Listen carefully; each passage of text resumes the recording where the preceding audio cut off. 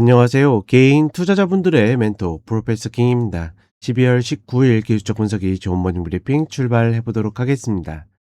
자, 일단 미국 시장 같은 경우에는 상승 마감을 했습니다. 특히나 이제 이번 주 어떻게 보면 최대 이 이슈 라인이었던 어제 이제 그저께죠. 그저께 장 마치고 마이크론의 실적 발표, 그리고 이제 트럼프 대통령의 대국민 연설, 그리고 CPI 발표가 있었는데, 사실 트럼프의 연설은 좀 기대는 못 미쳤어요. 최근에 물가에 많이 치이다 보니까 물가 쪽에 좀 포커스를 맞추느라고 어떤 비전 제시에는 조금 우리가 기대했던 바가 나오지 않아 가지고 좀 아쉬웠지만, 일단은 마이크론 실적이 굉장히 좋게 나왔고, 물론 이제 이 좋게 나온 반면에 그 칩을 구매해야 되는 이제 구매처 쪽에서는 반응이 좀 별로 좋진 않았죠. 왜냐하면 비용이 이제 증가하는 거기 때문에, 사실 그쵸? 반도체 만드는 회사들이 돈을 많이 벌게 되면 그걸 사는 회사들은 비용이 늘어나니까 그런 어떤 이제 명과 암이 있습니다. 그런 부분들이 있고,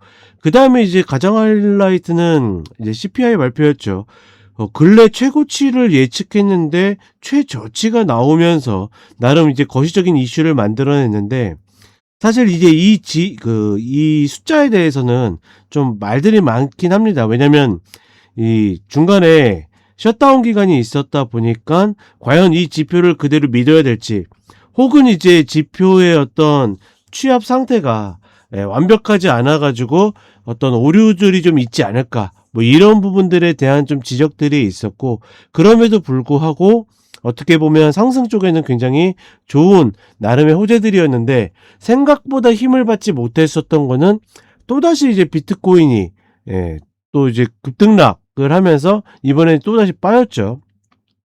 빠지면서 이제 발목을 잡는 모습인데, 계속 최근의 흐름을 보게 되면 미국 본장이 움직일 때 저러는 케이스들이 많은 것을 보게 되면, 그냥 개인적인 느낌으로는 어떤 이제 내일 이제 미국 같은 경우에는 12월 동시만기가 있는데, 만기를 앞두고 어떤 시세를 좀 이 컨트롤하기 위한 모종의 움직임이 있지 않을까. 이 모종의 움직임이 예를 들어서, 야 근데 비트코인 시장이 그렇게 큰데 그게 가능할까, 뭐 이제 이런 이야기들을 하시는 분들이 있을 수 있겠지만, ETF가 이제 이제 투입이 되기 시작하면서 기관들이 움직일 수 있는 여지가 굉장히 커졌죠. 그럼 개인적으로는 이제 그런 의심이나 추론을 좀 해 본다. 왜냐면 워낙 대놓고서 그런 식으로 움직이는 흐름들이 많다 보니까 영향력이 아직까지 계속 남아 있는 모습이다. '과연 저게 우연일까?' 이렇게 보고 있고, 이제 모닝 브리핑을 못 해 드렸던 전전일에는 이제 오라클 때문에 떨어졌다라고 이야기하는데, 사실 내용을 자세히 들여다보면 꼭 그렇지 않거든요. 그런데 결과적으로 떨어지다 보니까 우려감, 즉 최근에 AI 우려감 때문에 떨어졌다, 기대감으로 올랐다 이렇게 얘기를 하는데, 이제는 반대로 떨어지면 저거 갖다 붙이고 올라가면 이거 갖다 붙이고 이런 흐름들이 조금 더 나오지 않는가. 너무 그런 데에 매몰되지 않으셨으면 좋겠다. 뭐 요렇게 판단을 해 보겠습니다. 그리고 이제 오늘 우리 시간으로 정오에 일본의 금리 발표가 있죠. 금리 인상을 유력하게 보고 있고, 다만 이제 그 이후의 코멘트가 얼마나 비둘기적인가 매파적인가, 그 정도가 관건이라고 보시면 될 것 같습니다. 자, 그리고 한국 시장 같은 경우에는 다른 거 없죠. 그러니까 반도체가 좋아서 오른다, 나빠서 내린다 이렇게 생각하는 것보다는 여전히 지수를 지키기 위한 그런 흐름들이 계속 만들어지고 있고, 지수를 컨트롤하기 위해서는 역시나 반도체가 가장 손쉽기 때문에 이런 흐름들이 계속 만들어지고 있다라고 보시는 것이 맞지 않겠는가. 제가 이제 저희 가족분들한테도 이미 이제 어떤 업종은 절대로 건들지 마라, 더 가더라도 건들지 마라라고 이야기 드리고, 그나마 얘네는 좀 낫다 뭐하다 뭐 이렇게 좀 구분을 지어 드리는데, 냉정하게는 지수, 그러니까 거시적 흐름이 계속 시장을 오락가락 혹은 쥐락펴락하고 있기 때문에 종목에 대한 것보다는 일단은 업종에 대한 컨택이 조금 더 중요하지 않을까라고 판단하고 있다. 다만 이제 아쉬운 거는 어제도 그랬지만, 반도체가 버티면 버틸수록 순환매가 돌지 않고 움직이기 때문에 종목들, 그러니까 개인 투자자분들의 입장에서는 그다지 좋은 흐름은 아니게 된다. 이런 부분들은 좀 아쉽다라고 보시면 될 것 같습니다.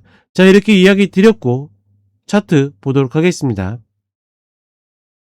일단 하락 파동을 한번 멈출 수 있는 기회, 추세 전환을 만드는 기회들이 만들어졌는데, 중요한 거는 이제 올라갈 법하면 밀리고 했었던 이유는, 잘 상승을 하면서 9만 불을 이제 넘길까 말까 하는 구간에서 또다시 밀리면서, 이때마다 이제 나스닥이 나름의 좋은 이슈로 올라가려다가 이제 주저앉고 올라가다 주저앉고 이런 흐름들이 나왔는데, 과연 이것들이 우연일까? 저는 이제 강력하게 의심해 본다. 뭐 이 정도로만 그냥 참고하시면 될 것 같고, 결국은 일봉상의 흐름에서 박스를 크게 벗어나지 않는 흐름.